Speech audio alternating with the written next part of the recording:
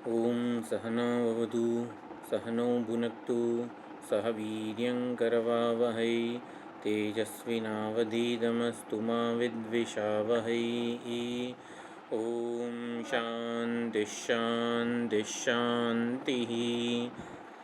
ॐ आप्यायन्तु ममाङ्गानि वाक्प्राणश्चक्षुश्रोत्रमथो बलमिन्द्रियाणि च सर्वाणि सर्वं ब्रह्मोपनिषदं माहं ब्रह्म निराकुर्याम् मा ब्रह्म निराकरोत् अनिराकरणमस्त्वनिराकरणं मे अस्तु तदात्मनि निरतेय उपनिषत्सु धर्मास्ते मयि सन्तु।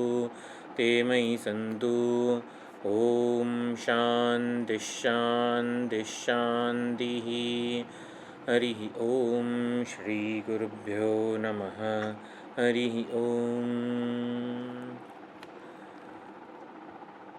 सदाशिवसमारम्भां शङ्कराचार्यमध्यमाम् अस्मदाचार्यपर्यन्तां वन्दे गुरुपरम्पराम्।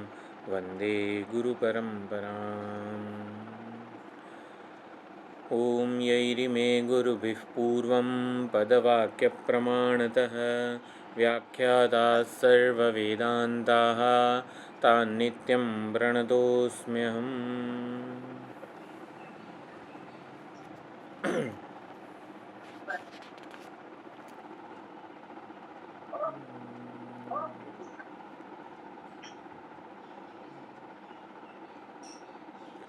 अध्याय 6 श्वेतकेतु विद्या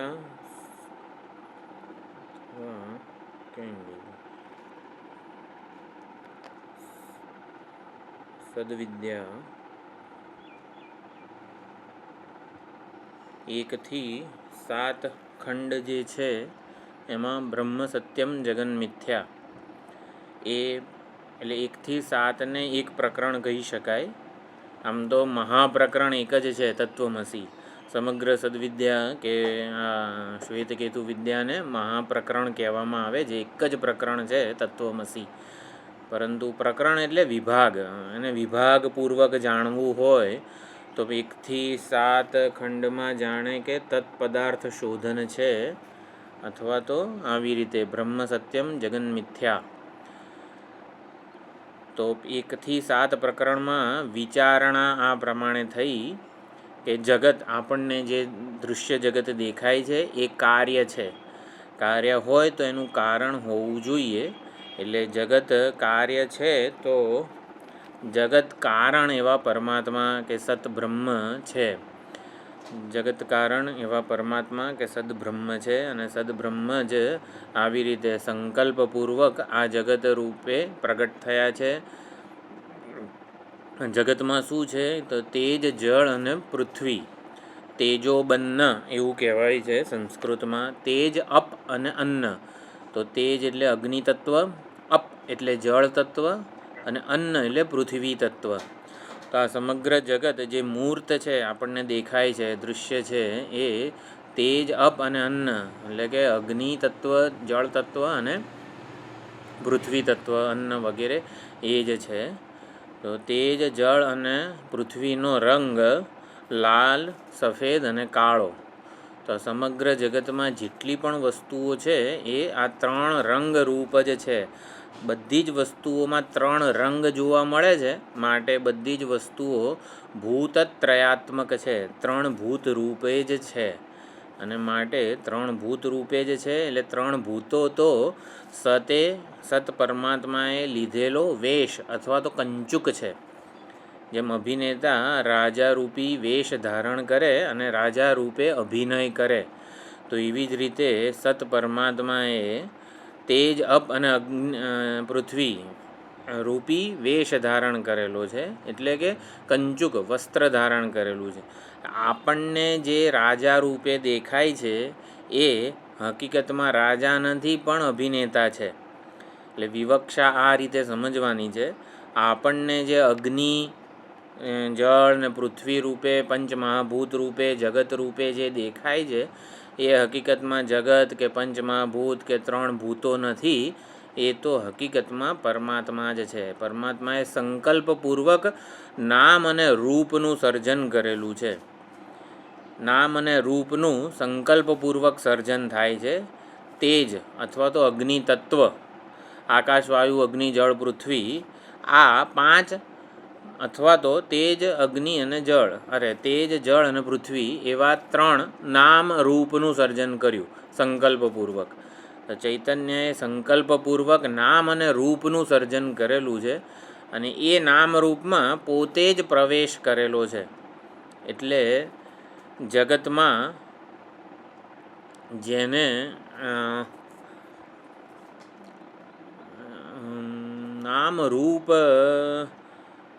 જગત એ નામ રૂપાત્મક જ છે. જગતમાં જગતપણું કોને કહેવાય?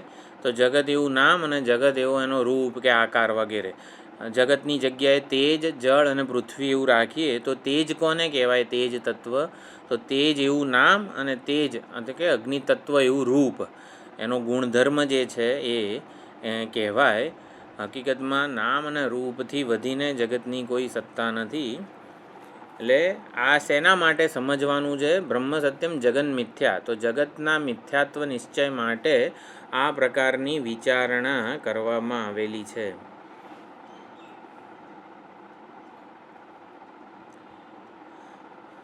ભાષ્યનો થોડોક પોર્શન છે મેં મારી રીતે અહીંયા લખ્યો છે. યદિ સર્વમ જગત ત્રિવૃત્કૃતમ, જો સંપૂર્ણ જગત ત્રિવૃત્કૃત હોય, ત્રિવૃત્કૃત એટલે જેમ પંચીકૃત એટલે પંચમહાભૂતોનો જે બધા જે સ્થૂલીકરણ થાય એવી રીતે 3 ભૂત છે, તેજ, જળ અને પૃથ્વી, એનો 50-25% બધી હિસ્સો ભેળસેળ થઈ જાય એટલે સંપૂર્ણ નામ રૂપોનું વ્યાકરણ થઈ જાય. તો સંપૂર્ણ જગતમાં હકીકતમાં 3 ભૂતો છે, એટલે કે 3 રંગ. રૂપ એટલે રંગ, લાલ, સફેદ અને કાળો, એ 3 રંગ જ સત્ય છે. તો અપાગાત અગ્નેહે અગ્નિત્વમ મંત્રમાં યદ અગ્નેહે રોહિતમ રૂપમ તેજસસ્તદ રૂપમ એ પ્રમાણે ચર્ચા છે. આપણને જે કંઈ પણ વસ્તુ સામે દેખાય છે એમાં 3 રંગ રહેલા છે એવું ઉપનિષદ કહે છે. તો 3 રંગને તમે પારખો. સામે અગ્નિ પ્રજ્વલિત છે તો એમાં 3 રંગ રહેલા છે. કાળો છે એ પૃથ્વીનો રંગ છે, સફેદ છે એ જળનો રંગ છે અને લાલ છે એ તેજ તત્વનો રંગ છે. તો આ પ્રમાણે ત્રીણી રૂપાણી ઇત્યેવ સત્યમ. તો 3 રંગ જ સત્ય છે. હકીકતમાં અગ્નિ નામની કોઈ વસ્તુ નથી. એવી રીતે સૂર્ય લો, ચંદ્ર લો કે વીજળી લો, તો વીજળી નામની હકીકતમાં કોઈ વસ્તુ નથી. વીજળીમાં જે સફેદ રંગ દેખાય છે એ કોનો છે? વીજળીમાં જે સફેદ રંગ દેખાય છે એ કોનો છે? જળનો છે. કાળો રંગ દેખાય છે એ કોનો છે? વીજળીમાં ક્યાં કાળો રંગ દેખાય છે? જો એટલે આવો પ્રશ્ન આપણને થઈ શકે. બધી જ વસ્તુઓમાં 3 કલર છે, 3 રંગ છે. હવે આપણને નથી દેખાતું એવું માનો. પછી ઉપનિષદમાં સૂર્યમાં જે લાલ રંગ દેખાય છે તેજનો છે, સફેદ રંગ દેખાય છે મધ્યાહ્ને એ આવી રીતે જળનો છે, અને સૂર્યમાં જે કાળો રંગ દેખાય છે ને એ પૃથ્વી તત્વનો છે. તો આપણને તો કાળો રંગ તો દેખાતો નથી. તો આચાર્યો એવું કહે છે કે કાળો રંગ છે, રાત્રે સૂર્યનો કાળો રંગ છે. તો આ અંધારી રાત હોય છે એ સૂરજ જ છે, એ સૂર્યનો જ કાળો રંગ છે. આવું કહીએ ને એટલે કદાચ જે શાસ્ત્રો ભણ્યું નથી એને એવું થાય કે સૂરજનો ક્યાંથી કાળો રંગ હોય. પણ આપણે તો શ્રદ્ધા એટલે આચાર્યો આવું કહે છે માટે ભાઈ સૂરજનો કાળો રંગ હોવો જોઈએ. રાત્રે જે આખું અંધારું હોય છે, કાળો રંગ હોય છે એ સૂરજનો છે. હવે એવું છે ને, આપણે કોઈ પ્રકારના પડકાર વગર છે ને એને એ વસ્તુને બેનિફિટ ઓફ ડાઉટ આપીએ છીએ કે શાસ્ત્રએ કીધું છે કે કોઈ પણમાં આ 3 રંગ છે. આપણે છે ને બહુ ઝાઝુ એમાં શું કહેવાય ખણખોદ કરતા નથી. 3 રંગ બધામાં છે ને એ સાબિત કરવાની જવાબદારી આપણા પક્ષે નથી, એ તો શાસ્ત્રોની ને આચાર્યોની છે. એટલે આચાર્યો અને શાસ્ત્રો જે કહે છે ને એ આપણે સમજવાનું છે. આવું કેવી રીતે છે? એમ કરીને એની સત્યતાને પડકારવાનું નથી, સત્યતાને સમજવાનું છે. અને આપણી બુદ્ધિ એવું નથી કે દરેક વસ્તુને સમજી શકે. તો બુદ્ધિ we have to make it out, figure it out. એટલે આપણે ચલો 3 રંગ ના દેખાય તો આપણે શું કરવાનું? તો આપણે આપણી રીતે સમજવાનું કે કોઈ પણ, એટલે એ જ વસ્તુ મેં આમાં લખી છે. તો ત્રીણી રૂપાણી ઇત્યેવ સત્યમ ભાષ્યમાં આવી રીતે છે. જો 3 રૂપોના 3 રંગના દર્શન થઈ જાય અગ્નિ વીજળીના બધામાં, ટૂંકમાં જગતની દરેક વસ્તુમાં, તો અપાગાત અગ્નેહે અગ્નિત્વમ, આપણી સામે જે અગ્નિ પ્રજ્વલિત છે ને એનું અગ્નિપણું જતું રહ્યું. અપાગાત અગ્નેહે અગ્નિત્વમ, અપાગાત એટલે અપગત થઈ ગયું, બાધિત થઈ ગયું, નિષેધ થઈ ગયો, નિવૃત્ત થઈ ગયું, રિઝોલ્વ થઈ ગયું, રિડ્યુસ થઈ ગયું, આ બધું સમજી શકાય છે અપાગાતથી. તો અપાગાત જગત જગત્વમ, બરાબર. અપાગાત દેહસ્ય દેહત્વમ, દેહ, આ શરીરમાં પણ 3 ભૂત છે, 3 રંગ છે, તો દેહનું દેહપણું જતું રહ્યું. એટલે દેહનું દેહપણું શું હતું? દેહ એટલે આ શરીર, તો આ શરીરનું જેમ ગઈ વખતે ચશ્માનું ચશ્માપણું જતું રહ્યું, 3 રંગ જુઓ એટલે. તો હવે આમ કરવાનું શું ચશ્માથી? ચશ્માનું મિથ્યાત્વ નિશ્ચય થાય. આ અપાગાત શબ્દથી મિથ્યાત્વ નિશ્ચય થાય એવું સમજવાનું છે. તો અગ્નિનું અગ્નિપણું જતું રહ્યું, જગતનું જગતપણું જતું રહ્યું છે, જગતતા ચાલી ગઈ છે. સમજવાનું, સર્પનું સર્પપણું જતું રહ્યું છે, રજ્જુ સર્પપણું જતું રહ્યું છે. એટલે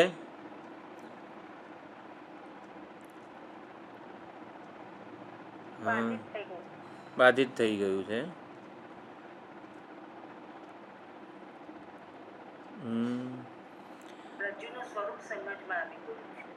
રજ્જુનું સ્વરૂપ હા. જો બાધ હંમેશા છે ને કોઈક આધારે થાય, કોઈ પણ વસ્તુનો, જેમ કે ઘઉં અને કાંકરા વીણવા હોય તો ઘઉંના સંદર્ભમાં આપણે કાંકરાને વીણીએ છીએ કે આ ઘઉં નથી એમ કરીને કાંકરાનો ઘઉં રૂપે નિષેધ કરીએ છીએ, બાધ કરીએ છીએ, અને કાંકરાને કાઢીએ છીએ, અપાગાત આપણે કાઢીએ છીએ. તો ઘઉં શું છે? એ બુદ્ધિનો સંદર્ભ હોય તો જ કાંકરાનો ઘઉં રૂપે નિષેધ થાય. એવી જ રીતે જગત જગત્વમ અપાગાત, જગતનું જગતપણું જતું રહે. તો જગતનું જગતપણું એટલે શું? કે નામ અને રૂપપણું, નામ રૂપ અને પ્રયોજન, નામ રૂપ કર્મ જે કહેવાય છે એ ન રહે. તો ન રહે એટલે શું? તો જગતમાં જ્યારે આવી રીતે સર્પમાં રજ્જુ દર્શન થાય, અથવા તો કારણ દર્શન થાય, ઉપાદાનના દર્શન થાય, એની સમજ હોય, એટલે ભૂત આમાં ત્રીણી રૂપાણી ઇત્યેવ સત્યમ, તો 3 રંગના દર્શન થાય ને તો અગ્નિનું અગ્નિપણું જતું રહે. એટલે અગ્નિનું અગ્નિપણું ક્યારે જાય? જ્યારે ઉપાદાનના, એમાં જે હકીકતમાં 3 ભૂતો જે રહેલા છે એના દર્શન થાય તો. એટલે જગતનું જગતપણું જતું રહે એટલે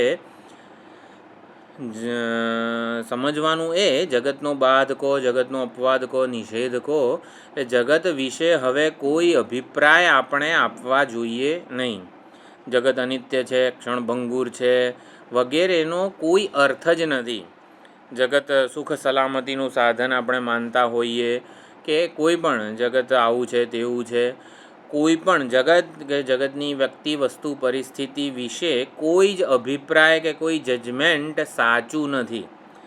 જગતનો બાદ કે અપવાદ કે મિથ્યાત્વ નિશ્ચય એટલે શું?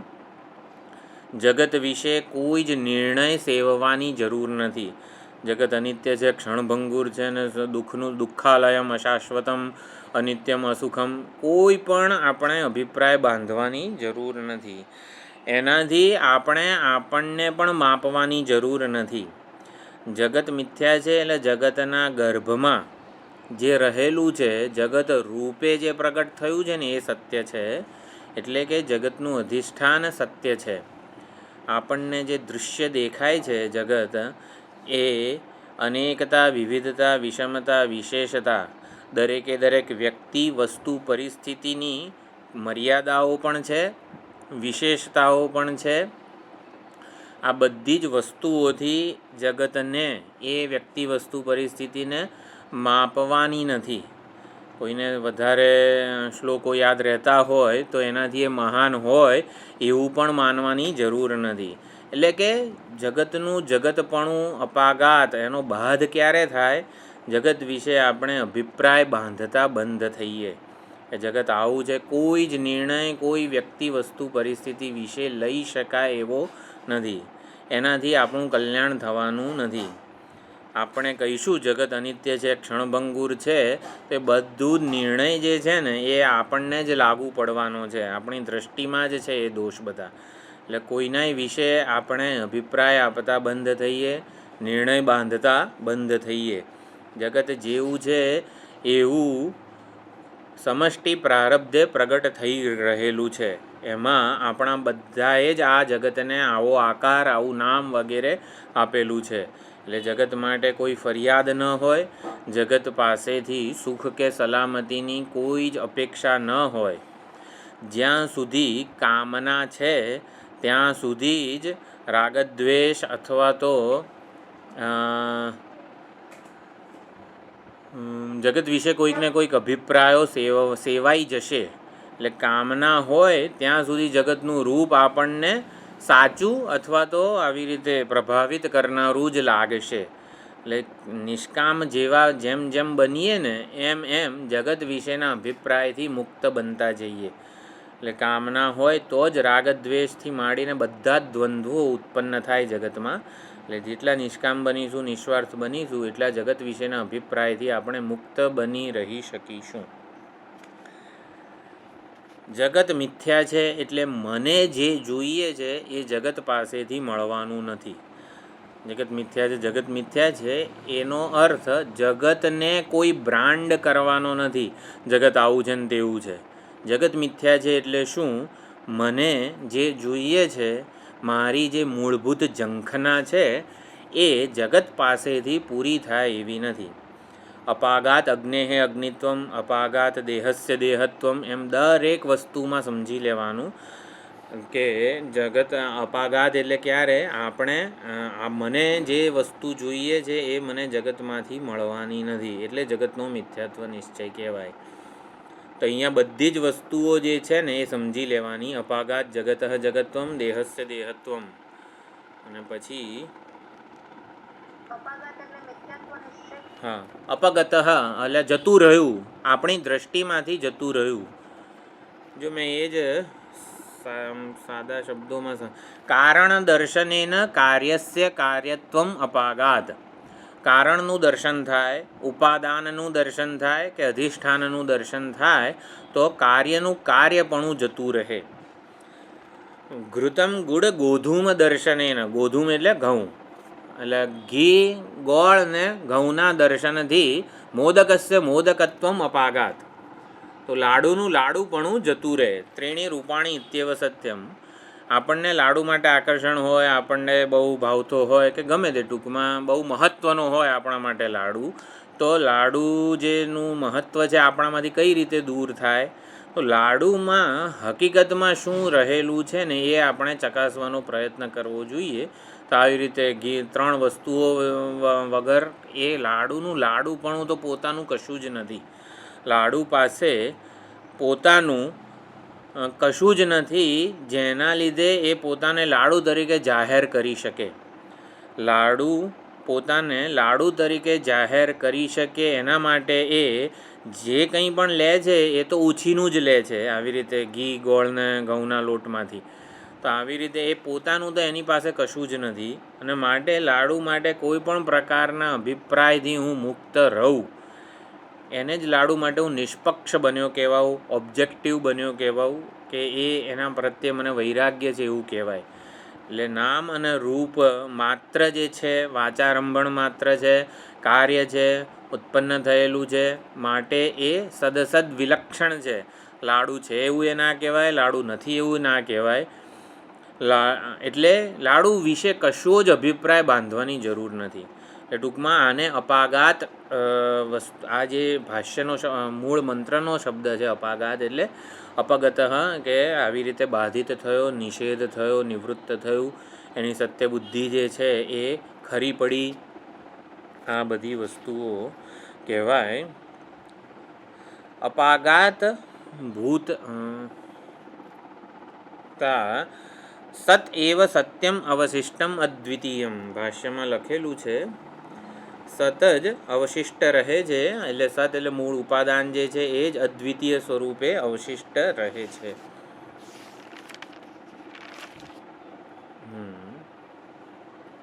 અને આવું જ પૂર્વેના આચાર્યોએ આવી રીતે જગતના મિથ્યાત્વનો નિશ્ચય કરેલો છે અને સતના સત્યત્વનો નિશ્ચય કરેલો છે. પૂર્વેના આપણા બધા આચાર્યો સદવિજ્ઞાનવાળા હતા. સદવિજ્ઞાનવાળા હોવાથી જ એક વિજ્ઞાનથી સર્વ વિજ્ઞાન એવી પ્રતિજ્ઞા પૂર્વક આ જગતને જાણતા હતા. અને માટે એમના કુળમાં, એમના પરંપરામાં કોઈ એવું નહોતું કે જેણે સતને જાણ્યું ન હોય. તો આ પ્રમાણે ચોથો ખંડ જે છે એ પૂરો થયો.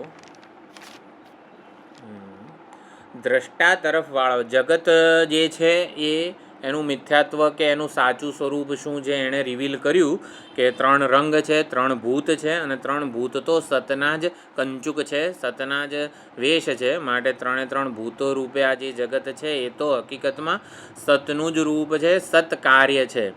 એટલે જગત સતનું કાર્ય છે, એટલે કે સત સતનું જ વિવર્ત છે. સત જ જગત રૂપે આ કાર્ય રૂપે વિવર્ત પામેલું છે. તો જગત વિશે આપણે જગત સાથે એકાઉન્ટ સેટલ થયું. હવે આ શરીર સાથે પણ એકાઉન્ટ સેટલ કરવું પડે. તો આ શરીરમાં મુખ્યત્વે જે સ્થૂળ શરીર છે એ તો ભૂતત્રય છે જ, એ તો ત્રિવૃત્તકરણ થયેલું છે, એટલે કે સ્થૂલીકરણ થયેલું છે.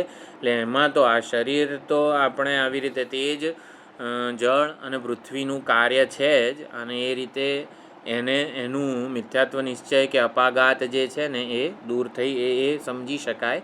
હવે મુખ્યત્વે જે આપણામાં મન, વાણી અને પ્રાણ આ 3 વસ્તુઓ છે. ચૈતન્યની ઈચ્છાશક્તિ, જ્ઞાનશક્તિ અને ક્રિયાશક્તિ જે આવી રીતે કહેવાય છે જાનાતિ ઈચ્છતિ કરોતિ. તો જાનાતિ જે છે ચૈતન્ય મન રૂપી કંચુક. કંચુક એટલે ઉપાધિ કે વસ્ત્ર. તો મનરૂપી કંચુક વડે જાણે છે. ઈચ્છતિ એટલે જાનાતી ઈચ્છતિ અને કરોતી. તો કરો એટલે પ્રાણશક્તિ જે છે, મનશક્તિ છે અને ઈચ્છાશક્તિ. તો આ પ્રમાણે આ 3 ઉપાધિઓ જે છે એનું પણ મિથ્યાત્વ સમજવાનું છે. અને ચૈતન્ય કે સત બ્રહ્મ જે છે એનું જ સત્યત્વ છે એ સમજવાનું છે. તો એના માટે મન, વાણી અને પ્રાણ આ 3 વસ્તુ એનું મિથ્યાત્વ નિશ્ચય એ સમજીએ તો મન, પ્રાણ અને વાણીનો જે પ્રયોગતા છે ચેતન કે દ્રષ્ટા, એના તરફ આપણું મન જાય. દ્રષ્ટાને અભિમુખ બની શકીએ. એના માટે હવે મન, પ્રાણ અને વાણીનું વિશ્લેષણ થાય છે કે એ હકીકતમાં શું છે. તો 5મો, 6ઠ્ઠો અને 7મો જે ખંડ છે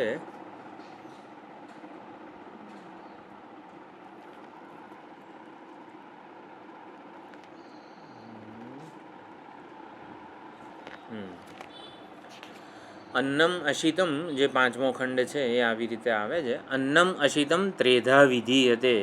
આપણે જે અન્ન અશિતમ એટલે ખાઈએ છીએ એ આવી રીતે 3 ભાગમાં વહેંચાય છે.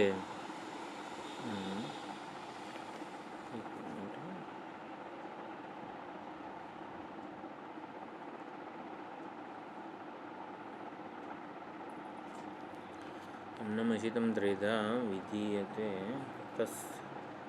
ખાધેલું જે અન્ન છે એના આવી રીતે 3 વિભાગ પડે છે. તસ્ય યહ સ્થવિષ્ઠો ધાતુ તત્પુરીશમ ભવતી. એટલે સ્થવિષ્ઠ એટલે સ્થૂળતમ.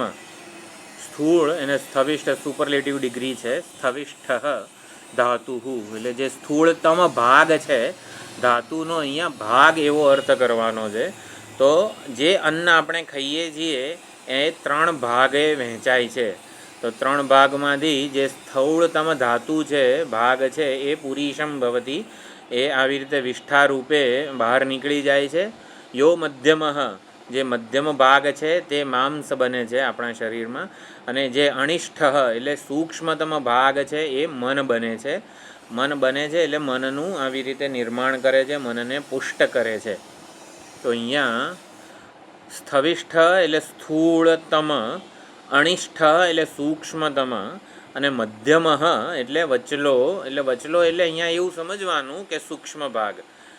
ઓલો અનિષ્ઠ જે મન બને છે એ સૂક્ષ્મતમ ભાગ છે, અત્યંત સૂક્ષ્મ. અને સ્થવિષ્ઠ એટલે સ્થૂળતમ. એવી જ રીતે આપહ પીતાહ, આપણે જે કંઈ પણ જળ પીએ છીએ એ ત્રેધા વિધીયતે, એનો પણ 3 વિભાગ થાય છે.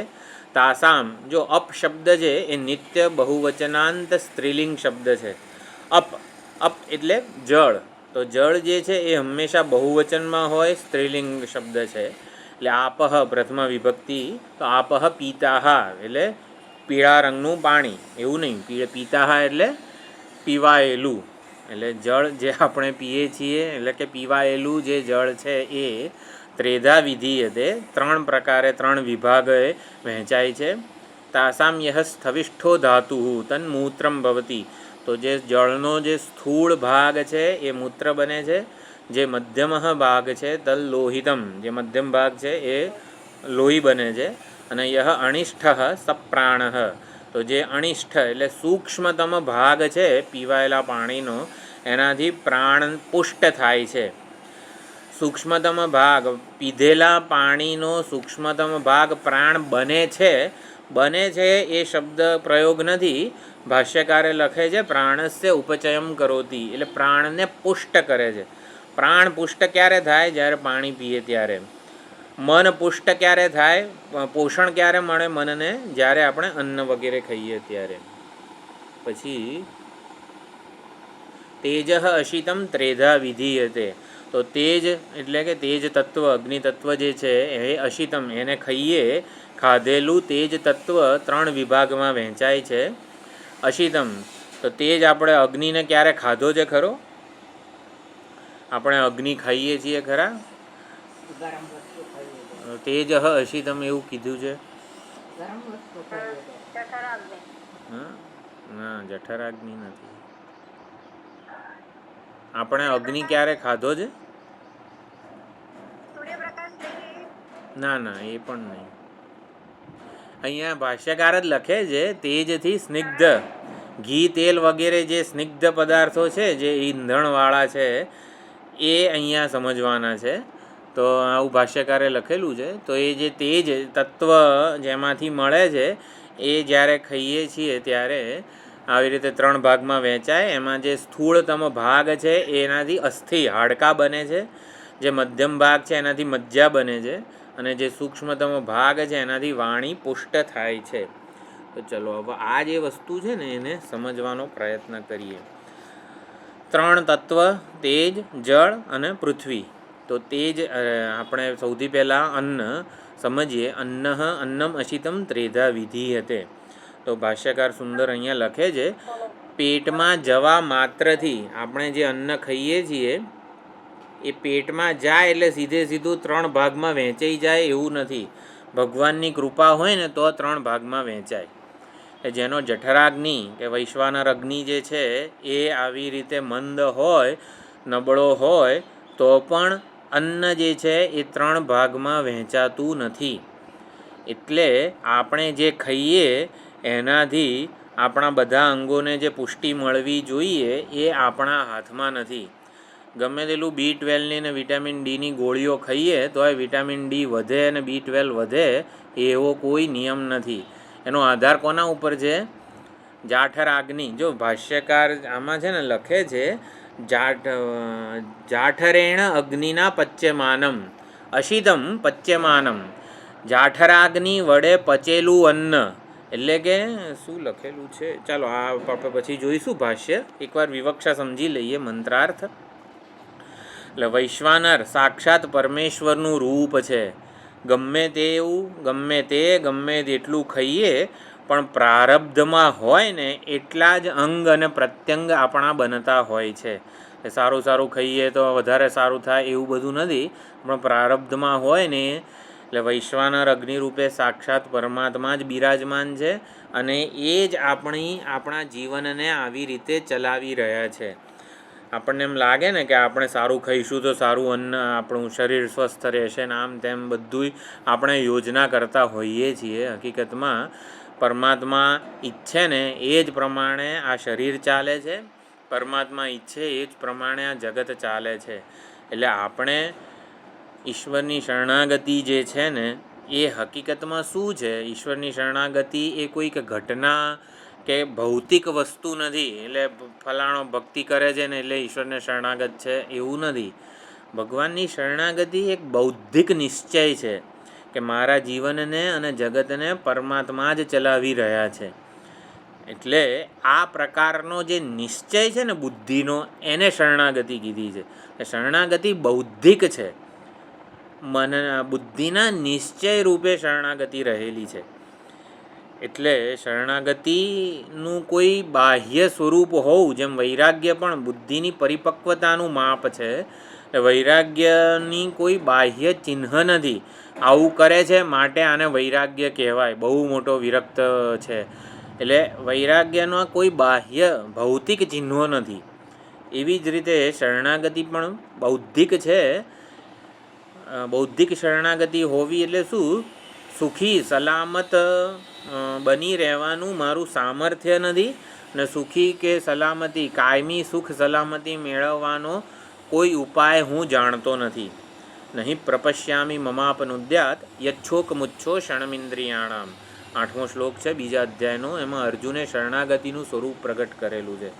આખું ત્રિલોકીનું રાજ્ય મળી જાય કે આ આખું ચક્રવર્તી સમ્રાટ બની જવું આ લોકમાં, તો પણ મારી ઇન્દ્રિયોને સૂકવી નાખનારો આ શોક છે ને એનાથી મુક્તિનો કોઈ ઉપાય હું જોતો નથી. આ શરણાગતિનું સ્વરૂપ છે. એટલે દુઃખમુક્તિનો ઉપાય હું આ સંસારમાં ક્યાંય જોતો નથી અને દુઃખમુક્ત થવાનું પણ મારું કોઈ સામર્થ્ય નથી. આ પ્રકારનો જે નિશ્ચય છે એને શરણાગતિ કીધી છે. એટલે દુઃખમુક્તિ કહો કે સુખ પ્રાપ્તિનો ઉપાય હું જોતો નથી અને સુખ સલામત બની રહેવાનું મારું સામર્થ્ય પણ નથી. પરમાત્મા જે છે, એટલે હવે ચાલો નિશ્ચય જન્મે પરમાત્મા જીવનને ચલાવે છે, પરમાત્મા જગતને ચલાવે છે, તો હવે શું કરવાનું? એટલે આપણે સુખી સલામત કે દુઃખ મુક્તિના કોઈ પ્રયત્નો જ નહીં કરવાના. નહીં, પ્રયત્નો થાય ત્યારે એના ઉપર જે આપણે યશ લઈએ છીએ કે આના લીધે મેં આ કર્યું તે કર્યું, એ બધું જે લઈએ છીએ મિથ્યા અભિમાન જે છે ને એ આપણે હટાવવાનું છે. જે પ્રયત્ન, જે પુરુષાર્થ, જે આપણે કર્તવ્યો છે એ તો પ્રેમથી ઈશ્વર સમર્પિત ભાવે કરવાના જ છે. તો શરણાગતિનું આ સ્વરૂપ છે. એ પણ આપણને આવી રીતે એક ભાષ્યના શબ્દથી ખબર પડે છે. જાઠરેણ અગ્નિના પચ્યમાનમ. તો વૈશ્વાનર રૂપે સાક્ષાત પરમેશ્વર આપણા ઉપર આવી રીતે અનુગ્રહ જ વરસાવી રહ્યા છે. વૈશ્વાનર ઈચ્છે એ પ્રમાણે પોષણ મળે છે, તાકાત મળે છે. આટલું ખાઉં છું તો તાકાત કેમ નથી આવતી? તો પ્રારબ્ધમાં હોય એ પ્રમાણે વૈશ્વાનર અગ્નિ જે છે ને એ આવી રીતે તાકાત, પોષણ વગેરે બધું આપે. એટલે ગમે તેવું ખાઓ કે ના ખાઓ, વૈશ્વાનર ઈચ્છે ને એ પ્રમાણે બધું થાય છે. ખાધેલું અન્ન વૈશ્વાનર અગ્નિ વડે 3 ભાગે વહેંચાય છે. અન્નનો જે સ્થૂળ ભાગ છે એ સીધો પુરીશ એટલે કે વિષ્ઠા રૂપે બહાર નીકળે છે. તો સ્થૂળ ભાગ એટલે કયો ભાગ? આપણને જે સ્વાદ આવે છે અન્નમાંથી, લાડુ ખાઈએ તો એક સ્વાદ આવે છે, કારેલાનું શાક ખાઈએ તો બીજો સ્વાદ આવે છે. તો જે સ્વાદ આવે છે ને એ આ સ્થૂળતમ ભાગ છે. એટલે આચાર્યો મહાત્માઓ એવું કહે છે સ્વાદ આપણા માટે બહુ જ મહત્ત્વનો બની જાય છે અન્નમાં, પરંતુ એ તો બહાર જ નીકળી જવાનો છે, એનો કોઈ ઉપયોગ નથી આપણને. એટલે સ્વાદ પાછળ વધારે કોઈ પ્રકારનો આગ્રહ રાખવાની જરૂર નથી. આવું બન્યું તેવું બન્યું, સ્વાદને લઈને બધું કેટલી મોટી ઇન્ડસ્ટ્રી અત્યારે ચાલી રહી છે. પણ જે સ્વાદને આધારે આટલું બધું માર્કેટિંગ થઈ રહ્યું છે અન્નનું, એ તો પુરીશ રૂપે, વિષ્ઠા રૂપે બહાર જ નીકળી જવાનો છે. આપણને ઉપયોગી જ નથી સ્વાદનો ભાગ, એ તો અહીં જીભ સુધી જ છે. આ તો સ્વાદ માટે પણ આપણે નિષ્પક્ષ ઓબ્જેક્ટિવ બની શકીએ ને, એટલે મહેશાનંદ ગિરીજીએ આ લખેલું છે કે જે સ્વાદ આવે છે ને આપણને એ સ્થૂળતમ ભાગ છે અને એ બહાર જ નીકળી જવાનો છે. એટલે સ્વાદ માટે બહુ ઝાઝું આપણે શું કહેવાય, લપન છપ્પન કરવાની જરૂર નથી, કંઈક કોઈ આગ્રહ રાખવાની જરૂર નથી, કારણ કે સ્થૂળતમ ભાગ છે. સ્થૂળતમ ભાગનો જ સ્વાદ આવે અને એ બહાર જ નીકળી જવાનો છે. આપણના શરીરને કોઈ રીતે ઉપયોગી નથી. કેવું જબરજસ્ત કહેવાય આ બધી વસ્તુઓ. ચાલો, તો સ્થવિષ્ઠ ધાતુ. ધાતુ શબ્દના પણ ઘણા બધા અર્થ છે. સપ્ત ધાતુ એ પણ કહેવાય. ધાતુ એટલે શું, આપણું પાણીનું જે ક્રિયાપદો જે છે એને પણ ધાતુ કહેવાય. સોનું, લોખંડ વગેરે બધાને પણ ધાતુ કહેવાય છે. ઘણા અર્થ છે, પરંતુ અહીંયા ધાતુ શબ્દનો અર્થ છે અંશ અથવા તો ભાગ.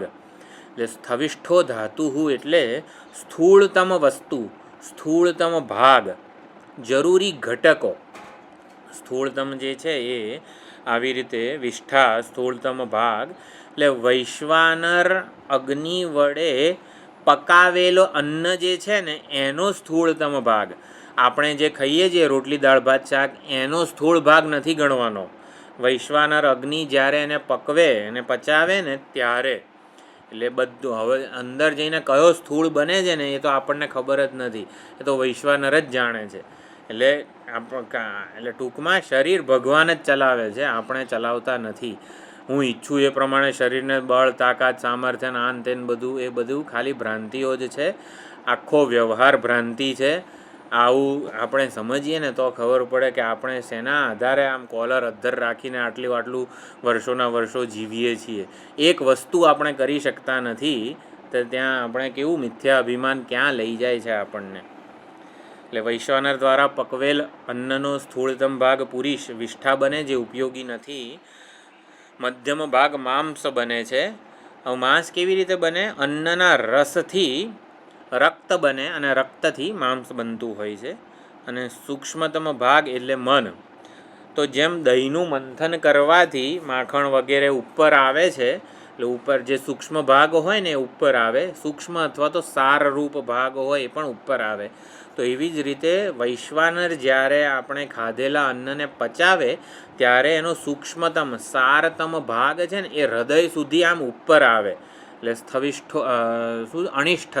અનિષ્ઠ એટલે સૂક્ષ્મતમ ભાગ ધીમે ધીમે ઉપર આવે, હૃદય તરફ જાય, અને હૃદયમાંથી જે 72 કરોડ 72 લાખ 2000 કંઈક આટલી નાડીઓ આપણે પ્રશ્નોપનિષદમાં ઘણી વિચારણા કરી હતી, એ આખી સંખ્યા છે. એ નાડીઓ દ્વારા આખા શરીરમાં એનું વિચરણ થાય અને એ મન બનતું હોય છે. એનાથી મન પુષ્ટ થતું હોય છે. મન બને છે એવું નથી, મનને પોષણ મળે છે સૂક્ષ્મતમ ભાગથી. મન એ તો અપંચીકૃત પંચમહાભૂતોના સત્વગુણના સરવાળામાંથી બને છે. એટલે મનનું જે ઉપાદાન કહેવાય એ તો સમષ્ટિ સૂક્ષ્મ સત્વ અંશ જ છે ભૂતોનો. એટલે અહીંયા યહ અનિષ્ઠ તદ મનઃ ભવતી, એટલે ખાધેલું અન્ન જે છે એમાંથી મન બને છે એવું સમજવાનું. મનઃ ભવતી મનઃ ઉપચયં કરોતી, એ પ્રમાણે ભાષ્યકારે લખેલું છે. મનને પુષ્ટ કરે છે. ખાધેલા અન્નનો સૂક્ષ્મતમ ભાગ મનને આવી રીતે હૃદયમાં જઈને 72 કરોડ જે નાડીઓ છે એમાં વિચરણ પામે છે અને મનને આવી રીતે પુષ્ટ કરે છે. એટલે સૂક્ષ્મ ભાગ હૃદયમાંથી બધી નાડીઓમાં પહોંચે છે, એટલે મન પુષ્ટ થાય છે, મન બને છે, કાર્યક્ષમ બને છે. કંઈક સ્મરણ માટે મનની જેટલી પણ શક્તિઓ છે, કળાઓ છે, સ્મરણ રાખવાની શક્તિ, આ કરતા ભોગતા, મનની જે આંખ વડે જોવાની શક્તિ પણ મનની છે, કાન વડે સાંભળવાની શક્તિ પણ મનની છે. તો આ પ્રમાણે મન નબળું હોય તો આપણે કંઈ જોઈ ના શકીએ, સાંભળી ના શકીએ. એટલે એ પ્રમાણે બધી કળાઓ મનની જે છે એ આ અન્નના સૂક્ષ્મતમ ભાગ વડે ઉપચય એટલે કે વૃદ્ધિને પામે છે, વધે છે અથવા તો પુષ્ટ થાય છે. 72 કરોડ 72 લાખ 10,201 નાડીઓ છે. એટલે એમાં જ્યારે નાડીઓમાં આ સૂક્ષ્મતમ ભાગ જાય અને હિતા નામની નાડીમાં પણ પ્રવેશે ત્યારે મન બને છે. એટલે પ્રારબ્ધમાં નક્કી હોય છે. પ્રારબ્ધ જે નાડીને પુષ્ટ કરવાનું લખ્યું હોય, પ્રારબ્ધમાં જે નાડીને પુષ્ટ કરવાનું લખ્યું હોય એ નાડીમાં કાર્યક્ષમ થાય મન. એટલે મનનું સામર્થ્ય એમાં પ્રગટ થાય. એટલે અન્ન મનના સામર્થ્યને જન્માવે છે. અન્ન મનને જન્માવે છે એવું નહીં, અન્ન મનના સામર્થ્યને જન્માવે છે.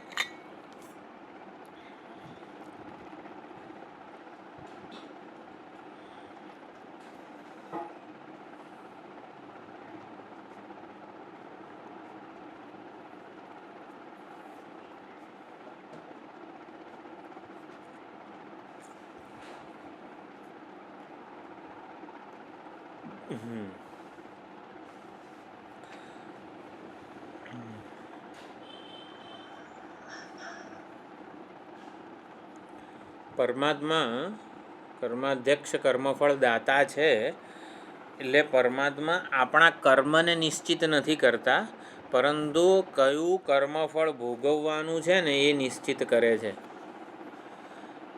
કઈ રીતે પરમાત્મા કર્મફળ દાતા છે? તો આ વૈશ્વાનર અગ્નિ રૂપે જાણે કે ખબર પડે આપણને કે એ કર્મફળ દાતા છે.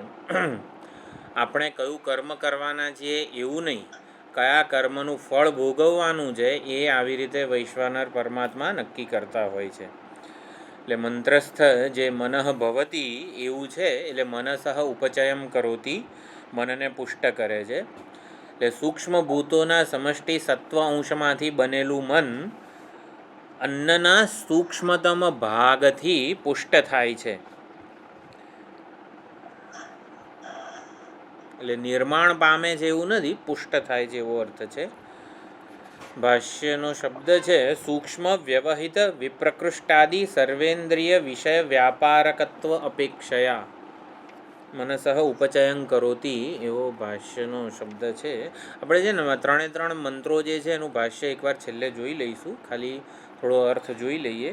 એટલે સૂક્ષ્મ વસ્તુને સમજે છે મન, ભાવનાને સમજે છે, અને દેશકાળનું વ્યવધાન હોવા છતાં ઘટનાઓને પરિસ્થિતિઓને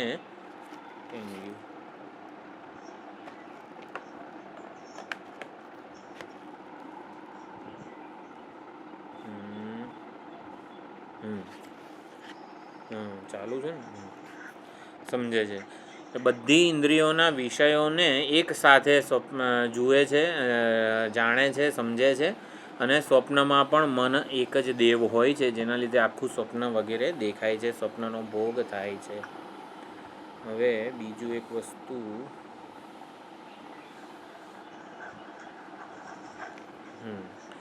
અન્ન એટલે શું? અન્નમ અશિતમ ત્રેધા વિધિ હતી. અન્ન એટલે પૃથ્વી તત્વ એવું સમજવાનું.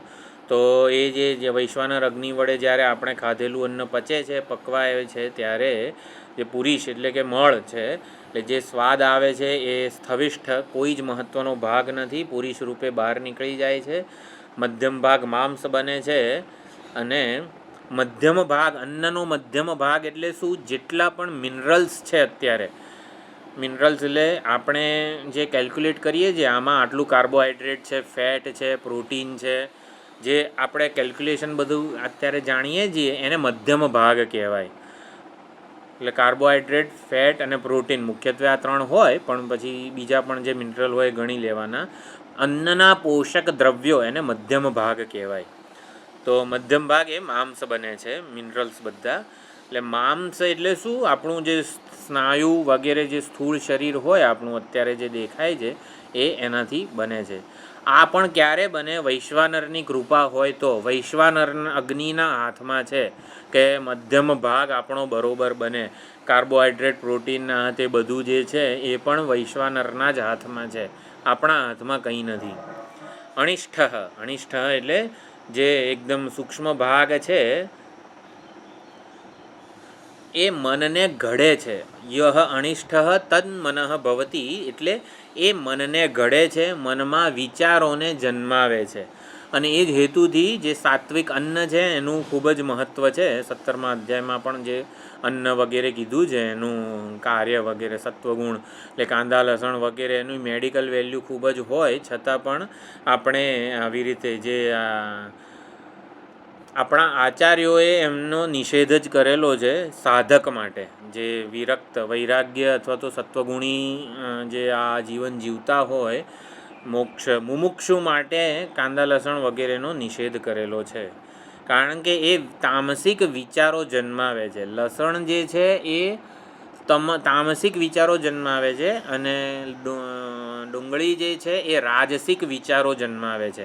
કંઈક ને કંઈક પ્રવૃત્તિ જ જન્માવે અને કંઈક ને કંઈક આવી રીતે તામસિક વિચારો જન્માવે, એટલા માટે પણ એનો નિષેધ કરેલો છે.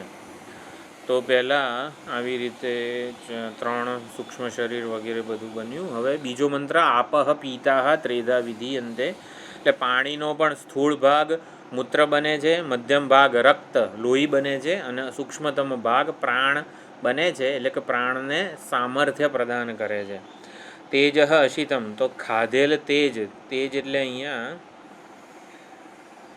સર્વ સ્નિગ્ધ વસ્તુઓ, તેલ વગેરે, ઘી વગેરે કે જે અગ્નિને પ્રગટાવે, આપણામાં જે જઠરાગ્નિ વૈશ્વાનર અગ્નિ જે છે એને પ્રગટાવવામાં મદદ કરે ને એવી વસ્તુઓને અહીંયા તેજ કીધેલું છે. તો સર્વ સ્નિગ્ધ વસ્તુઓ તેલ ઘી વગેરે એને તેજ કહેવાય. એટલે તેજનો હા હા ખાધેલ તેજનો આવી રીતે, તો ખાધેલું તેજ એટલે શું? હજી કપાય છે?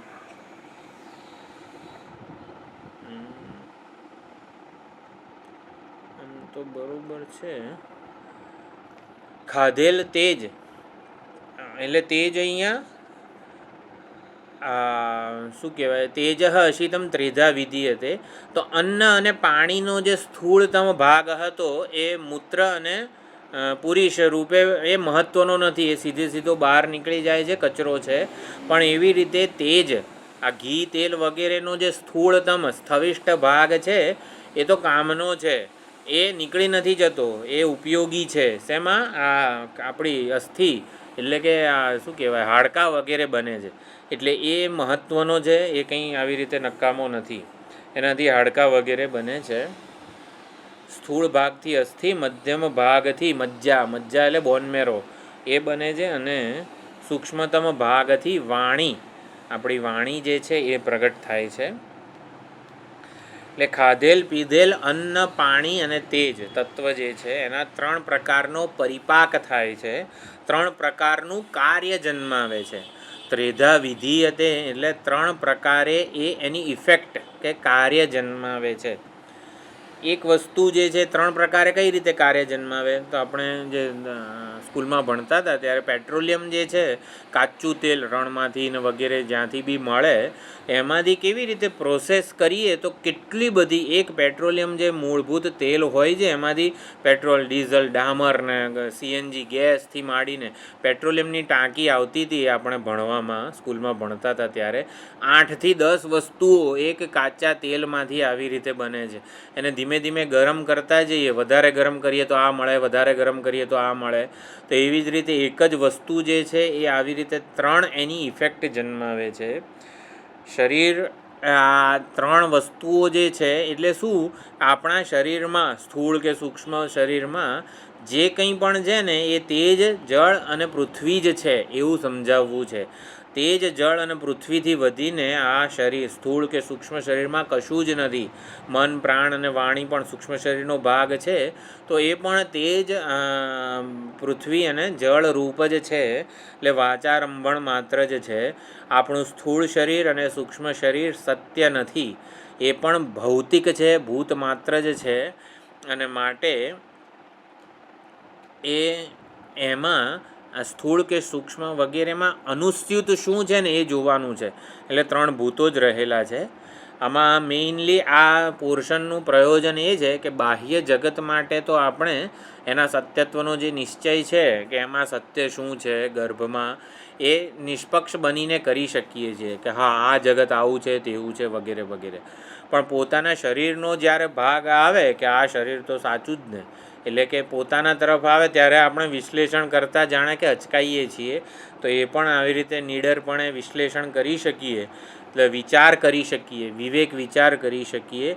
જાણવા છતાં મોહવશ આપણે સત્યને ઢાંકી ન રાખીએ, એટલે શરીરને યથાપ્રતિથી સત્ય માની રહીએ છીએ એ ભૂલ ન થાય એ હેતુથી આપણા શરીરનું પણ આવી રીતે વિવેક વિચાર કે વિશ્લેષણ કરવામાં આવે છે. સંપૂર્ણ જગતને ભૌતિક માનીએ છીએ. ભૌતિક એટલે સ્થૂલીકરણ થયેલું, ભૂતોનું કાર્ય એને ભૌતિક કહેવાય. તો એવી રીતે આ શરીર પણ ભૌતિક જ છે, ભૂતોનું કાર્ય છે, ભૂત માત્ર છે, ભૂતનો વિકાર છે, એટલે કે સતનું જ આવી રીતે વિવર્ત છે. તો આ શરીરને જ્યારે પણ જોઈએ ત્યારે એમાં પણ ઉપાદાનના સતના જ દર્શન કરીએ, કારણ કે સતનું જે સંકલ્પપૂર્વક તેજ, પૃથ્વી અને જળ હતું એ જ આવી રીતે અહીંયા એનાથી જ આ શરીર વગેરે બનેલું છે. એટલે મનની રચનામાં પણ આવી રીતે 3 ભૂતો, જે અન્નમ અશિતમ કીધું છે, એ અન્ન જે છે એનાથી જ આવી રીતે મન વગેરે બનતું હોય છે, વિચારો જન્મતા હોય છે. એટલે પાર્થિવ અન્નનો મનના નિર્માણમાં ખૂબ જ મહત્ત્વનો ભાગ છે, પ્રભાવ છે. એટલે ભોજન સાત્વિક હોવું જોઈએ એ તો જરૂરી જ છે, પરંતુ ભોજન સાત્વિક રાખીએ અને બાકીની જે 4 ઇન્દ્રિયો જે છે એનાથી બધું જેમ તેમ પ્રવૃત્તિઓ કરીએ એવું પણ નથી. મન ત્યારે સાત્વિક હોય જ્યારે ઇન્દ્રિયોનો જે આહાર છે એ સત્વ સાત્વિક હોય. એટલે સનાતન ધર્મમાં પણ તો અન્નનું ખૂબ જ મહત્ત્વ છે. અન્ન પર કોની દૃષ્ટિ પડી, અન્ન કેવા ધન વડે પ્રાપ્ત થયું છે, કોણે બનાવ્યું છે, કેવા ભાવથી બનાવ્યું છે, ક્યાં બનાવ્યું છે, આ બધાનો પ્રભાવ શરીર અને મન ઉપર રહેલો જ છે. એટલે ચિત્ત શુદ્ધિ માટે આહાર શુદ્ધિ ખૂબ જ મહત્ત્વની છે. પછી વિષ્ઠા, મૂત્ર અને અસ્થિ, આ જે 3 સ્થવિષ્ઠ સ્થૂળતમ ભાગ છે એ જડ છે, એમાં ચેતના અભિવ્યક્ત નથી. પરંતુ મધ્યમ ભાગ અને અનિષ્ઠ ભાગ છે એમાં ચેતના અભિવ્યક્ત છે. સૂક્ષ્મતમ ભાગ જે મન, પ્રાણ અને વાણી છે એ તો અત્યંત ચેતનવંતા જ છે, જાણે કે એવી આપણને પ્રતીતિ અનુભવ છે. મન, પ્રાણ અને વાણીમાં અન્ન, જળ અને અગ્નિ એ જ રહેલા છે, સ્ફુટતમ છે, એવો વિવેક વિચાર કરવાનો છે. એના માટે આ પોર્શન છે. યુક્તિથી સંભાવના જણાય, પરંતુ પ્રયોગ દ્વારા પણ ઉદ્દાલક ઋષિ કહે છે. એટલે મુખ્યત્વે 3 વાક્યો મહત્ત્વના છે. અન્નમયમ હિ સૌમ્ય મનઃ, એટલે મન અન્નમય છે. આપોમય પ્રાણ, એટલે કે પ્રાણ જળમય છે. અને તેજોમયી વાક, વાક સ્ત્રીલિંગ છે એટલે તેજોમયી એવો અહીંયા શબ્દ પ્રયોગ થયો છે. ક્યાં ગયું માઉસ મારું? હલતું નથી.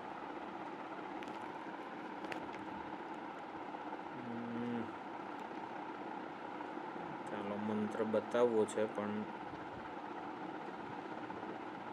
માઉસ કેમ હલતું? ઓહો, ચાલો જવાબ. એટલે અન્વય વ્યતિરેક દ્વારા હવે સમજાવવામાં આવે છે કે મન એ અન્નનું કાર્ય છે. એટલે તાર્કિકો, નૈયાયિકો મનને નિત્ય માને છે. તાર્કિકો એટલે વૈશેષિકો, નૈયાયિકો વગેરે બધા મનને સ્વતંત્ર એક દ્રવ્ય માને છે. મન સ્વતંત્ર છે, નિત્ય છે, નિરવયવ છે. તો એ લોકોની ભ્રાંતિ જે છે એને દૂર કરવા માટે અન્નમયમ હિ સૌમ્ય મનઃ, એટલે મન એ અન્નનું કાર્ય છે. અન્નનું એટલે કે 3 ભૂતોનું કાર્ય છે એવું સમજવાનું છે. તો અન્નની ઉણપથી મન બળ વગરનું બને છે, નિર્બળ બને છે. અને અન્નને આવી રીતે પધરાવીએ વૈશ્વાનર અગ્નિમાં તો આવી રીતે મન પણ બળવાન થતું હોય છે. વૈશેષિકો અને નૈયાયિકોની માન્યતાઓ આવી રીતે એ લોકો તર્ક દ્વારા જ વિચારે છે કે મન આવી રીતે સૂક્ષ્મ છે, દિવ્ય છે, નિત્ય છે, નિરવયવ છે. તો એ અહીંયા જે ભ્રાંતિ છે એને દૂર કરવાનો પણ પ્રયત્ન થાય છે પ્રયોગ દ્વારા. એટલે મન સૂક્ષ્મ ભૂતોનું જ કાર્ય છે, છતાં સ્થૂળ અન્ન વડે એ પોષાય છે ખરું. સ્થૂળ અન્ન વડે આપણામાં આ વિચારો જન્મે છે, એટલે એનો ખૂબ જ પ્રભાવ છે એવું સમજવાનું છે.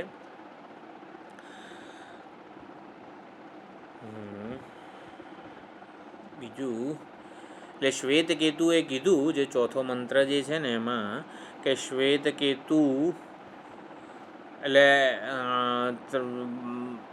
અન્નમ અશિતમ, આપહ પિતાહ અને તેજ અશિતમ, ત્રણ ભૂતરૂપ જે ખવાય છે. અન્ન ખવાય છે, જળ પીવાય છે અને તેજ પણ ખવાય છે. ખવાય છે એટલે ઘી, તેલ વગેરે જે ઇંધણરૂપ આપણે ખાઈએ છીએ એ બધા તેજ તત્વ કહેવાય, અગ્નિ તત્વ કહેવાય. તો એ બધામાં બધું જ છે. એટલે કે મન, પ્રાણ અને વાણી પણ 3 ભૂત રૂપ જ છે, 3 ભૂતનું કાર્ય છે, વાચારંભણ માત્ર છે. આવું આપણે સમજીએ. અહીં ભાષ્યકારે થોડી ચર્ચા કરી છે કે અન્નભક્ષી ઉંદરો, ઉંદર જે છે આખું પ્રભૃતય એમ કરીને ભાષ્યમાં શબ્દ છે. તો આખું એટલે ઉંદર. ઉંદર વગેરે જે છે એ ખાલી અન્ન ભક્ષણ કરે છે, એ પાણી પીતા નથી. હવે આપણને તો આવું ભાષ્યમાં લખે ત્યારે ખબર પડે, એ પાણી કે આવી રીતે તેજ ભક્ષણ કરતા નથી, અન્નભક્ષી જ છે. તો અન્નભક્ષી ઉંદરોમાં વાણી અને પ્રાણનું કાર્ય કેવી રીતે દેખાય છે? એ લોકો ખાલી અન્ન ભક્ષણ કરે છે. તો એ લોકો આ ચીસો પાડે છે, પછી પ્રાણ પણ શ્વાસ લઈ રહ્યા છે. તો પાણી ના પીતા હોય એ લોકો, તો પછી પ્રાણ કઈ રીતે પુષ્ટ થાય? અને આ ઘી વગેરે ના ખાતા હોય તો તેજ તત્વ એમનું કેવી રીતે, વાણી તત્વ, વાણી કેવી રીતે સ્ફુરે? તો આપણે સમજવાનું કે અન્ન જે છે એ ત્રિવૃતકૃત છે. એટલે 50% પૃથ્વી તત્વ છે, 25% તેજ અને જળ તત્વ છે. અને એ રીતે આ ખાલી, હવે આ તો બાય ધ વે ભાષ્યમાં થોડી ચર્ચા થયેલી છે. એટલે એ જળભક્ષી માછલી અને મગર વગેરેને પણ સુખ દુઃખ થાય છે. જો ખાલી જળ જ ભક્ષણ કરે છે, જળમાં જ રહે છે માછલી વગેરે, તો એ લોકોમાં મન એટલે કે સુખ દુઃખ, એ લોકો પણ વાણી એટલે કે એ લોકોનું પણ ગીત સંગીત બોલાવતા હોય છે એકબીજાને. ડિસ્કવરી ચેનલમાં ઘણીવાર આવે, વેલ માછલીઓ જે છે એ અમુક પ્રકારનું સંગીત પાણીમાં રેલાવે છે, જેથી બધા જૂથમાં એક જગ્યાએ ભેગા થઈ શકે. તો આ પ્રમાણે સુખ દુઃખ થાય છે, વાણી બોલે છે, જળભક્ષી આ માછલી વગેરે. તો એ પણ કઈ રીતે? તો આ ત્રિવૃતકૃત આ બધું છે. એટલે જે ખાધેલું છે, પીધેલું છે, તે જ આ બધું ત્રિવૃતકૃત, એટલે 3 ભેગા થયેલા છે. અને માટે આ ચર્ચા એટલા માટે મહત્ત્વની છે કે આ સ્થૂળ શરીરનો વિવેક તો આપણે બહુ તો કરી શકીએ છીએ. વિવેક એટલે શું? કે ચૈતન્ય આ સ્થૂળ શરીરથી જુદું છે. એટલે કે હું આ સ્થૂળ શરીરથી જુદો છું, સ્થૂળ શરીરથી સ્વતંત્ર છું, એવું આપણને ખબર પડે છે. પણ સૂક્ષ્મ શરીર એટલે કે મન, પ્રાણ વગેરે સાથેનો વિવેક, આત્મવિવેક, એટલે કે હું મન નથી, પ્રાણ નથી, એ વિવેકનું પણ વિચારભાથું અહીંથી મળી જાય છે. મન હંમેશા એટલે તાદાત્મ્ય અધ્યાસ થવાનું મૂળ કારણ શું છે? કે બુદ્ધિની એવી ટેવ છે કે જેને જે ચેતનવંતું જણાય ને એમાં આત્મપણાનો અધ્યાસ બુદ્ધિ જાતે કરી નાખે છે. શરીર પણ ચેતનવંતું જણાય છે એટલે હું શરીર છું એવો અધ્યાસ થઈ જાય છે બુદ્ધિમાં. પણ શરીર તો જડ છે એવું આપણે સ્વપ્ન અને સુષુપ્તિ વગેરે અવસ્થાઓથી પણ ખબર પડે છે. શરીર સાથેનો વિવેક કરવો સરળ છે, પરંતુ સૂક્ષ્મ શરીર હંમેશા ચેતનવંતું જ જ્યારે જણાય ત્યારે ચૈતન્યના પ્રતિબિંબવાળું જ હોય છે. પ્રાણ અને મન એ સાભાસ જ હોય છે, સાભાસ વગરના ક્યારેય જણાતા જ નથી. એટલે મન હંમેશા ચેતનવંતું જ જણાય, પ્રાણ હંમેશા ચેતનવંતો જ જણાય છે. અને માટે ચૈતન્ય મન અને પ્રાણથી સ્વતંત્ર એન્ટિટી છે એવું ખબર પડતી નથી. એટલે ચૈતન્ય મન અને પ્રાણ વગેરેથી સ્વતંત્ર, વિલક્ષણ, વિવિક્ત છે એવું વિવેક વિચાર દ્વારા જ ખબર પડે. એટલે મન, પ્રાણ વગેરેમાંથી ચૈતન્ય બુદ્ધિ, આત્મબુદ્ધિને સંકેલવી હોય તો મન અને પ્રાણ વગેરે જડ છે, જડ છે એટલે કે ભૂત કાર્ય છે, ભૌતિક છે, એ ચૈતન્ય કે આત્મા કહેવાને યોગ્ય નથી. એટલે ચૈતન્ય મન અને પ્રાણ વગેરેમાંથી આત્મદૃષ્ટિને સંકેલવા માટેની પણ આ વિચારણા છે કે મન અને પ્રાણ વગેરે પણ ભૌતિક સિદ્ધ થાય, એટલે કે ત્રણ ભૂતનું કાર્ય સિદ્ધ થાય, વાચારંભણ સિદ્ધ થાય, વેશ માત્ર સિદ્ધ થાય. તો એમાં વેશમાં આત્મબુદ્ધિ ના હોય. આત્મબુદ્ધિ શેમાં હોય? મૂળ જે તત્વ હોય ને એમાં આત્મબુદ્ધિ હોય. તો આપણે મનને એક સ્વતંત્ર દ્રવ્ય માની લઈએ વૈશેષિકોની નૈયાયિકોની જેમ, તો એમાં આત્મબુદ્ધિ થાય. પરંતુ મનને ભૂતોનું કાર્ય માનીએ, વાચારંભણ માનીએ, વાચારંભણ એટલે આવી રીતે સદસદ વિલક્ષણ કે ભૂતોનું જ કાર્ય છે અને અજ્ઞાન અવિદ્યા કામ કર્મથી જ એ ઉત્પન્ન થયેલું છે, આવું બધું જાણીએ તો એમાંથી આપણે આત્મબુદ્ધિને સંકેલી શકીએ છીએ. એટલે મન પાસે પોતાનું ચેતન નથી.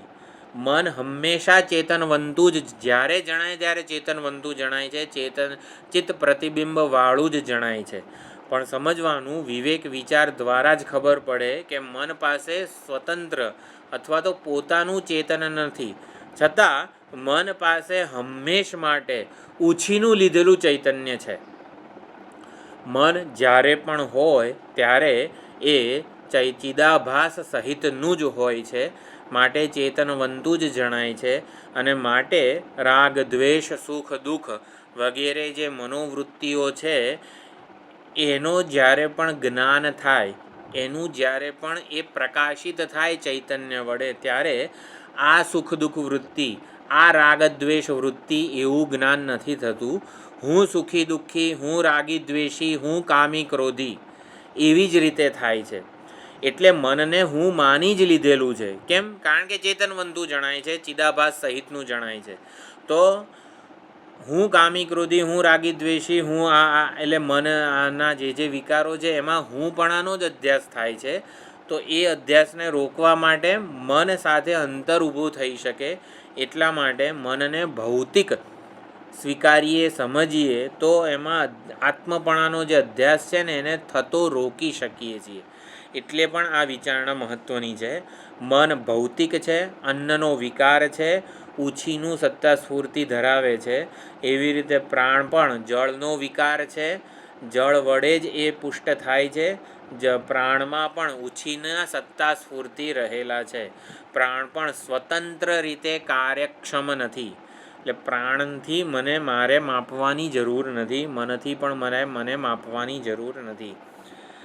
ન પ્રાણ, કઠોપનિષદમાં મંત્ર છે, ન પ્રાણેન ન અપાનેન મર્ત્યો જીવતિ કશ્ચન ઇતરેણ તુ જીવંતી યસ્મિન નેતૌ ઉપાશ્રિતૌ.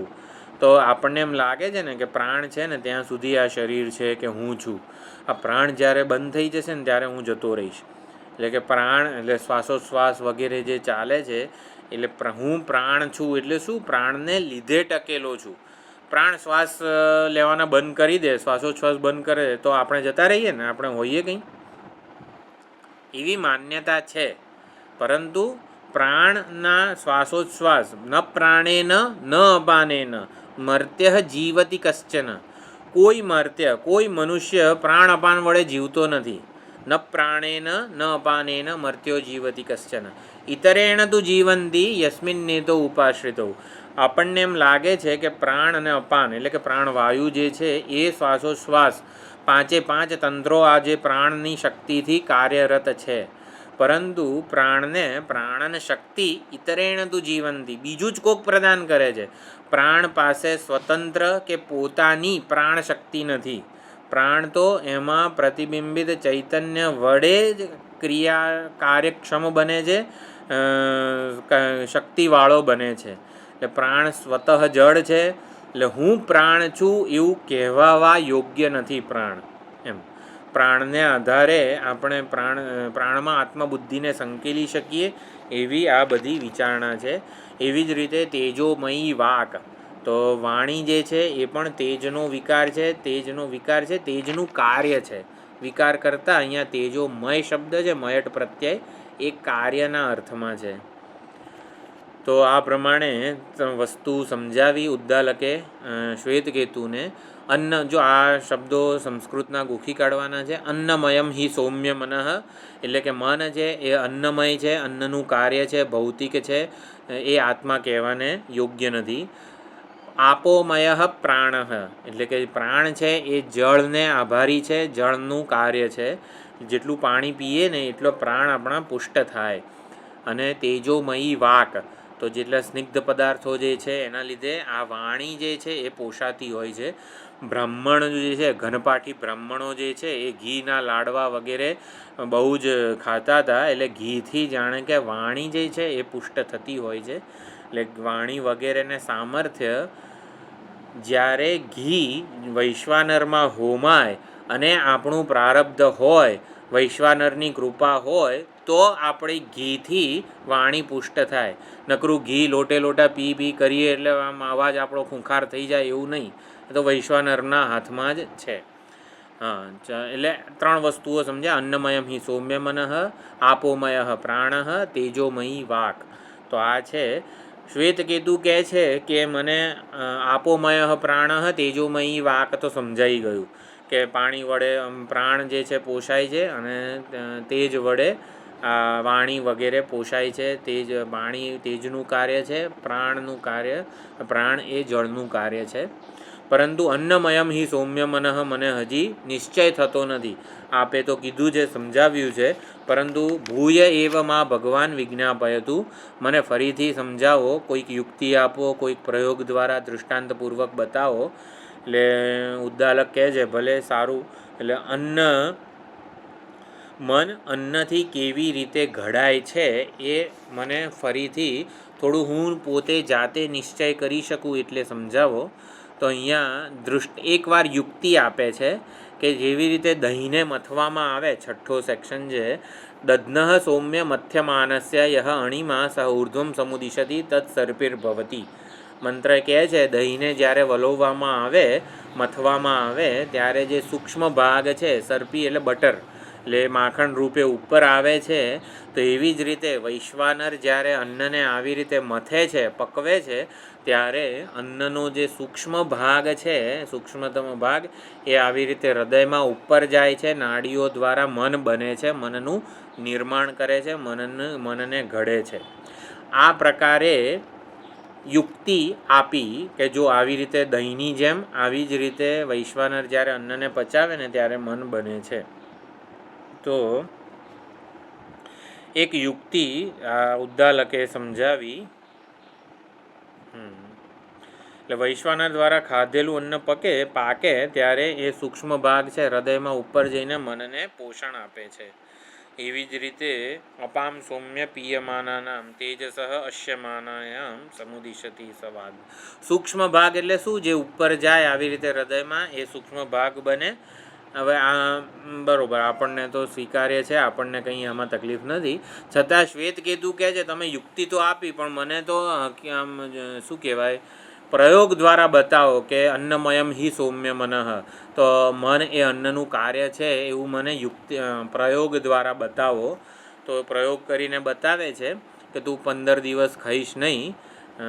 આ હું પોર્શન લઈ લઉં છું અત્યારે, ખાલી 1-2 મિનિટ થશે. તો 15 દિવસ ના ખાઈશ એવો પ્રયોગ કર્યો.